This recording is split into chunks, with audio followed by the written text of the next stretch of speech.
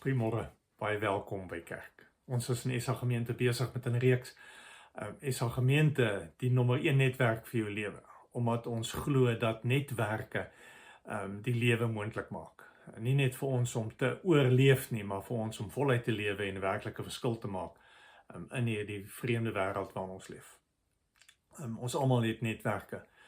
Ons almal ken mense wat ons help met goed. Ons almal verwys mense na ander mense toe om hulle te help. Of dit jou warm water cylinder is en of dit jou motor is wat reggemaak moet word en of dit 'n werkskontak is. Ons het almal 'n netwerk. Maar ons glo dat SA Gemeente op 'n ander vlak vir jou 'n netwerk wil wees. En om hierdie netwerk reg te verstaan wat ons wil wees, vra van ons dat ons agter hierdie netwerk moet gaan kyk en raak sien dat dit gebou is op verhoudings. Op verhoudings met God, op verhoudings met mense. Ons is besig om uit Daniël uit te lees, om te gaan kyk na hoe die lewe van Daniël en sy vriende wat in ballingskap weggevoer is, wat in 'n vreemde land is, wat in 'n vreemde wêreld moet probeer oorleef, hoe het hulle dit reg gekry om nie net te oorleef nie, maar om 'n werklike verskil te maak. Wat is dit wat hulle gehad het? Wat kan ons by hulle gaan leer? Ons gaan lees vanoggend Daniël 3. Storie van Daniël se 3 vriende wat in die vuur is. Voor ons gaan lees, kom ons bid. Here, dankie dat ons vanoggend na u woord toe mag kom. Here, dankie dat ons weet dat u woord ook inspreek in ons lewens en in ons wêrelde. Dat die woord vir ons 'n ander prentjie wil kom wys. U wil vir ons kom wys wie u is, en wat u doen, en hoe u is, en wat 'n verskil u in ons lewens wil kom maak vir ons om te gaan leef uit hierdie verhouding uit. Here, dankie vir elkeen wat inskakel, dankie vir elkeen wat kyk, dankie dat u werk. Amen. Ons gaan lees Daniël hoofstuk 3. Dit is die verhaal van koning Nebukadneser wat 'n beeld oprig. Ons lees. Koning Nebukadneser het 'n goue beeld laat maak, 30 meter hoog, 3 meter breed, en dit laat oprig in die Duradal in die provinsie Babel. En dan vertel Daniël, beskryf hy hoe werk die proses, dat die musiek speel, en as die musiek ophou, dan buig almal. En as jy nie buig nie, dan word jy in die vuur gegooi. En dan lees ons nou vers 13, want daar was agtergekom hier soos 3 Jode wat nie buig nie. Vers 13. Toe het Nebukadneser woedend geword en vir Sadrag, Mesach en Abednego laat kom. Die manne is voor die koning gebring. En Nebukadneser het vir hulle gesê, is dit waar, Sadrag, Mesach en Abednego, dat julle my God nie dien nie? Die goue beeld wat ek laat oprig het nie aanbid nie. Maar kyk, dit sal in orde wees as julle bereid is om te buig en die beeld te aanbid, sodra julle die geluid hoor van trompet, fluit, siter, lier, harp en ander blaas of musiekinstrumente. Maar as julle hom nie aanbid nie, sal julle dadelik in 'n brandende oond gegooi word, en watter God sal julle uit my mag kan red? Sadrag, Mesach en Abednego het koning Nebukadneser geantwoord. Ons hoef u nie hierop te antwoord nie. Ons het ons God vir wie ons dien. Hy het die mag om ons te red uit die brandende oond, en hy sal ons ook red uit die mag. Selfs as hy dit nie doen nie, moet u weet dat ons u God nie sal dien nie. Die goue beeld wat u laat oprig het, nie sal aanbid nie. Toe het Nebukadneser wit geword van woede vir Sadrag, Mesach en Abednego, en opdrag gegee dat die oond 7 maal warmer gemaak moet word as gewoonlik, en dat hulle in die oond gegooi moes word. Vers 23. Maar die 3 manne, Sadrag, Mesach en Abednego, het vasgebind binne in die brandende oond geval. Toe het koning Nebukadneser verskrik opgespring en vir sy raadgewers gevra, het ons dan nie 3 manne vasgebind in die oond gegooi nie? En hulle sê vir hom, dit is so, u majesteit. Hy sê toe, maar ek sien dan 4 manne wat vry en ongedeerd rondbeweeg in die vuur, en die 4de lyk soos 'n hemelwese. Toe het Nebukadneser na die bek van die oond van die brandende oond toe gekom en geroep, Sadrag, Mesach en Abednego, dienaars van die Allerhoogste God, kom uit hierheen. Toe sê Nebukadnesar, aan die God van Sadrag, Mesach en Abednego kom die eer toe. Hy wat sy engel gestuur het en sy dienaars gered het. Hulle het op hulle God vertrou en het die koninklike bevel verontagsaam en hulle was bereid om hulle lewe te verloor eerder as om enige God behalwe hulle God te dien of te aanbid. Daar is immers geen ander God wat in staat is om so te red nie. Ons lees tot sover. Ons het vir mekaar in die begin gesê dat hierdie netwerk wat ons wil wees, staan op ons konneksie, ons verhouding met God. Dit staan op ons konneksie en ons verhouding met mense. En dit is die uitdaging van Sadrag, Mesach en Abednego in Daniël 3. Wie is jou God? Hoekom dien jy jou God? Hoekom buig jy voor jou God? Hoekom bid jy? Omdat jy bang is? Is dit uit vrees gemotiveer? Want hier is dit baie duidelik, as jy nie buig nie, gaan jy brand. Dit is presies wat vrees is. En ons moet vir mekaar sê dat geen gesonde verhouding kan ooit op vrees gebou word. Vrees is nooit 'n goeie motiveerder vir gesonde verhoudings nie. 'n Gesonde verhouding met God beteken dat ons verstaan dat hierdie God is die almagtige God. Dat hierdie God ons respek verdien, maar 'n triekie verder, dat hierdie God 'n verhouding met ons wil hê. En dat alles wat hy doen en alles wat hy is gemotiveerd uit die feit dat hy vir ons lief is. Later stuur hy sy seun omdat hy vir ons lief is. Nee, uit vrees nie. En ons moet dit goed verstaan. Want vrees bring 'n faset in verhoudings in wat nie gesond is nie. Byvoorbeeld, waarom dien jy God? Is dit omdat jy bang is jy gaan hel toe as jy hom nie dien nie? Is dit omdat hy jou gebede beantwoord? Is dit omdat hy vir jou gee wat jy vra? Is dit omdat die lewe vir jou uitwerk? Is dit omdat dit maar is hoe jy groot geword het? En dan, as die Here nie jou gebede beantwoord nie, as dinge nie vir jou uitwerk nie, gaan jy nog steeds hierdie God aanbid? Kyk, dis 'n moeilike vraag. Omdat, as ons baie eerlik is, dan is baie keer die rede hoekom ons met godsdienst besig is, maar op 'n sekere vlak, omdat ons bang is God straf ons. Of omdat ons hoop God sal vir ons seën en goed vir ons laat uitwerk, wat maar die teenoorgestelde is van vrees. Hier kry ons 3 jong manne in 'n vreemde wêreld wat uitgedaag word om te sê buig voor 'n beeld. En hulle sê nee, dankie, ons sal nie. Dis nie ons God nie. Ons aanbid hierdie God.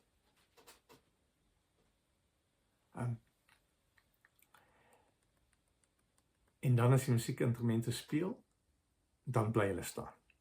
Sê ons gaan nie buig nie. Ons lojaliteit aan hierdie God is groter. Want op die einde van die dag is die beeld, maak nie saak hoeveel goud hy gemaak is nie, net 'n beeld, dooie beeld. En is koning Nebukadnesar, maak nie saak hoe magtig en groot en belangriker is nie, net 'n mens.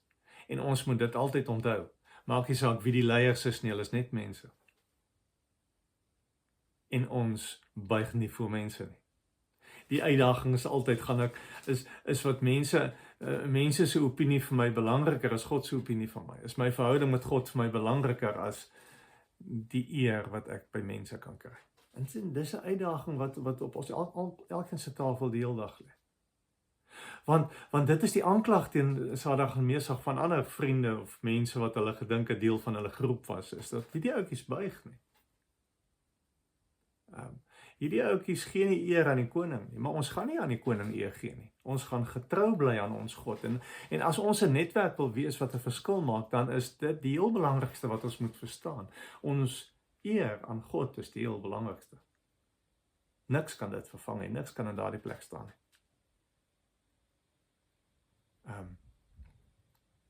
Sadrag, Mesach en Abednego het geweet dat as hulle nie buig nie, gaan hulle doodgemaak word. maar selfs dit skrik hulle nie af nie. Ons moet vir mekaar kan sê dat, en dis 'n interessante ding, as koning Nebukadneser die eerste ronde hoor, is ouens nie wat hy bygeword, hy kwaad. En dan vers 19 sê ons, hy word wit van woede, hy word nog meer kwaad. Hoekom raak hy kwaad as ouens nie wil buig nie? Want dis net 'n beeld, en hy is net 'n mens. En skielik is hy iemand wat sy gesag uitdaag, wat vir hom sê, maar die keiser is skaal. Die keiser is nie God nie. Ons leiers is nie gode nie, hulle is mense. Maak nie saak wat hulle vir jou beloof. Maak nie saak wat hulle oortuiging oor goed is nie, hulle bly mense. En hierdie 3 ouens het dit verstaan. Daarom sê hulle vir koning Nebukadneser, en dis aangrypend, vers 16 tot 18 sê hulle, ons het ons God vir wie ons dien, dankie. Ons hoef nie eens hierop te antwoord nie. En hierdie God wat ons dien, niks kan in sy plek staan nie, want hy is 'n lewende God. En die woorde wat hulle gebruik in hierdie antwoord is verbondswoorde wat sê, maar ons het 'n verhouding met hierdie God. Ons ken hierdie God, ons het 'n verhouding met hom. Ons weet dat hierdie God alleen maak lewe moontlik. Ons gaan nie sonder hom leef nie, ons gaan nie voor jou buig nie. Hulle gaan verder, hulle sê, hierdie God het die mag om ons te red uit die vuur. Vir ons God is enigiets moontlik. Ons God kan red. Vuur is ver onder dit wat ons God kan doen. Vuur kan ons nooit afskrik nie. Die bedreigings van 'n wêreld waarin ons leef, die gevare wat vir ons voorgehou word van jy gaan uitgeskei word of jy gaan nie deel wees nie of jy gaan nie aanvaar word nie, is baie laer as dit wat ons God is, dit wat hy kan doen, dit wie hy is. En dan miskien die kragtigste verklaring is as hulle sê, vers 18, selfs al red hy ons nie, gaan ons nie buig nie. Wat sê hulle? Selfs al beantwoord God nie een van my gebede nie. Selfs al gee vir my niks wat ek vra nie. Selfs al werk niks vir my uit nie. Ek sal aanhou glo. Want my geloof is nie gebaseer op wat ek by God kry nie. My geloof is nie uit vrees gedrewe vir hoe God my gaan straf nie. Of ek dalk eendag hel toe gaan of nie. Ek is liewer vir my God as dit. My verhouding is nie gebaseer op 'n transaksie op 'n ruiltransaksie waar ek reg lewe en God seën my, waar ek verkeerd leef en God straf my. Dit is baie meer as dit. Dit is 'n verhouding met 'n God wat vir ons lief is. Geloof is dit. Geloof is omdat ek weet wat God al gedoen het. Julle onthou week 1 het ons mekaar gesê hoe ons gevorm is, hoe God in ons lewe al gewerk het. Dis hoekom ek glo. Ek glo omdat ek hierdie God ken en wat hy in my lewe al gedoen het. En ek glo omdat ek weet dat die pad vorentoe loop saam met hierdie God. En ek vertrou hom vir die volgende tree. Al beteken dit ek stap in die vuur en want hier in ons brand 'n ander vuur. En niks gaan dit plus nie. Mense gaan dit keer. So, as ons 'n gesonde netwerk wil wees, dan moet ons baie duidelik vir onsself uitklaar dat ons verhouding met God staan in die kern daarvan. Daarsonder is ons maar net nog 'n netwerk. Tweede gedagte wat ons uit Daniël 3 leer, is dat om 'n gesonde netwerk te wees, moet jy gesonde vriendskappe rondom jou hê. Moet jy gesonde vriende hê. Wat 'n vriende het jy wat gevaarlik is? Dink gemooi. En nou praat ek nie van die gevaarlike soort wat jou elke keer in die moeilikheid laat beland, of jy help om verkeerd te kies, of in wie se teenwoordigheid jy altyd die verkeerde ding aanvang. Ek praat van gevaarlike vriende, die ander soort gevaarlik. Die wat saam met jou in die vuur sal instap, daai gevaarlik. Die wat by jou gaan bly staan as alles verkeerd loop in jou lewe. Daai soort. Wat 'n vriende het jy wat jou geloof challenge? Wat 'n vriende het jy wat na jou toe kom en vir jou sê, ek sien jy sukkel, ek sien jy kry swaar, kan ek saam met jou bid? Daai vriende. Dis van hulle wat ek praat. Hoeveel sulke vriende het jy? Hoeveel vriende het jy wat omgee vir jou huis, vir jou kinders, vir jou vrou, vir jou werk? Hoeveel vriende het jy wat vir jy gaan bel as die chips down is? Dis die gevaarlike soort vriende wat ons nodig het.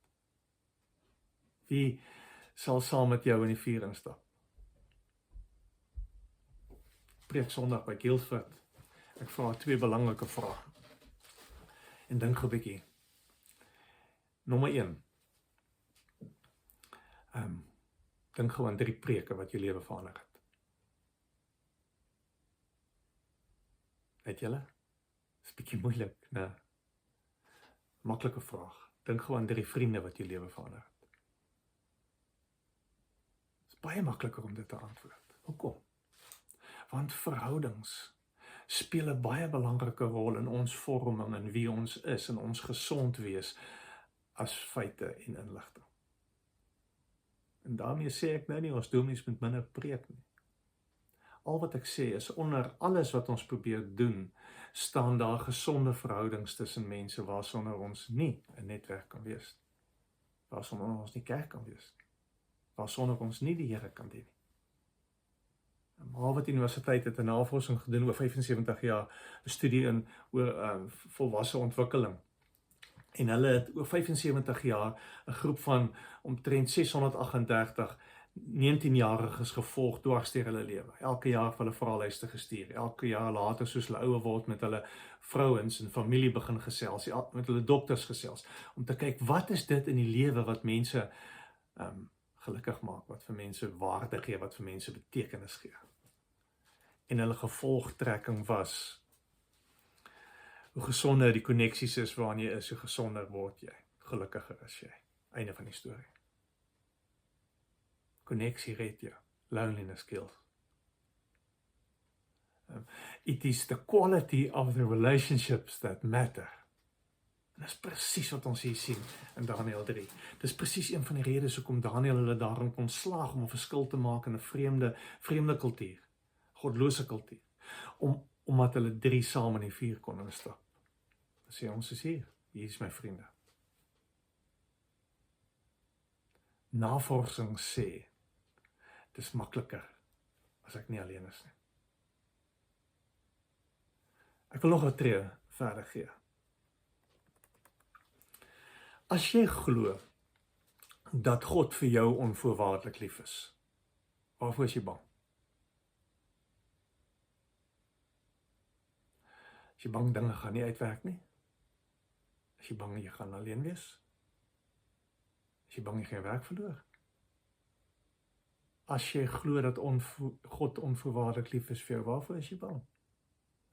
Want kyk, toe Daniël se 3 pelle, Sadrag, Mesach en Abednego in die vuur instap, toe is hulle nie alleen nie. Koning Nebukadneser sien, maar daar's nog iemand by hulle. God showed up. En dis wat ons vir mekaar sê, as ons 'n netwerk wil probeer wees wat 'n verskil maak, het gaan nie oor ons nie, het gaan nie oor wat ons reg kry of nie reg kry nie, God's going to show up. En dit gaan die verskil wees. Dit is interessant, gaan kyk na hoofstuk 1, hoofstuk 2, hoofstuk 3, hoofstuk 4, hoofstuk 5 in Daniël, hoofstuk 6 in Daniël. Elke keer aan die einde van die hoofstuk, dan staan daar dat hierdie heidense koning op 'n punt gekom het en besef het, maar hierdie God is almagtig, wow. Ons moet eintlik hierdie God aanbid. Hier in Daniël 3 gebeur presies dieselfde. As koning Nebukadneser op die einde kom en sê, maar daar is immers geen ander God wat kan red soos die God nie. Waarin sien hy dit? En 3 ouetjies wat bereid was om die vuur in te stap, omdat hulle weet God sal met hulle daar gaan wees. Dis al. En dis die tipe netwerk wat ons wil wees. 'n Netwerk van mense wat sê, ek stap in my werk in en God stap saam met my. En die manier hoe ek gaan optree vandag gaan vir mense wys dat ek ernstig is oor hierdie verhouding. Dat ek 'n God dien wat reëel is. Hoe ek hierdie krisis gaan hanteer, hoe ek gaan optree as mense van my verskil, hoe ek mense gaan motiveer, hoe ek my werk doen, hoe ek mense hanteer, hoe ek selfs goed hanteer wat vir my sleg is, kritiek hanteer, hoe ek moeilike skoolkinders hanteer, hoe ek in my huwelik optree, hoe ek my kinders hanteer. Dis die goed wat vir mense gaan wys en sê, maar is God saam met jou? En dis ons uitdaging, as ons wil sê, ons wil 'n netwerk wees, wat 'n verskil maak. So, die uitdaging is, gaan kyk 'n slag weer wie is jou vriende. Gaan maak 'n lys van die ouens, wat saam met jou in die vuur gaan instap. Wees eerlik oor saam met wie jy bereid is om in te stap. En vra vir jouself die vraag, as niks uitwerk nie, as alles platval, gaan jy steeds glo? Kom ons bid. Here, dankie dat ons mag stil word, omdat ons weet U is hier. En U is vir ons lief. En ons kan U vertrou. En ons hoef nie bang te wees nie, Here. Hemelse Vader, dankie dat ons lewens in U hande is. Maar dankie vir 'n kerk. Dankie vir vriende, Here. Dankie vir 'n gemeenskap wat omgee. Dankie vir 'n netwerk van mense wat saam met ons staan. In hierdie wêreld instap en hier leef, omdat ons glo dat ons God het alle mag.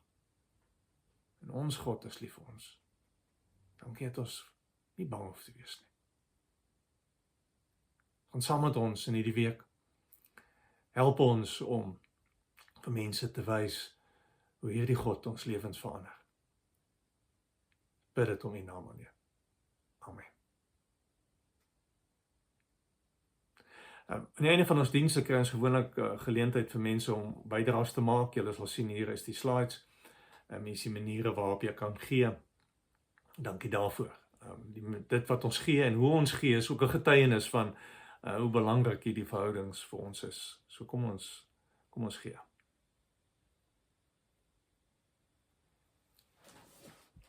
En baie dankie. As jy afsit, dan stap jy uit die kamer uit, dat jy vertrek uit in die wêreld in jou huis in, na jou mense toe. Weet dat God stap saam. Weet dat hierdie Here vir jou sal beskerm, dat hy daar by jou is. Maak nie saak of dit vuur moet wees waar jy stap nie. Weet dat hierdie God uit genade uit in jou lewe gaan werk. Jou sal seën. Dat hierdie Here tot jou redding sal verskyn elke dag. Amen.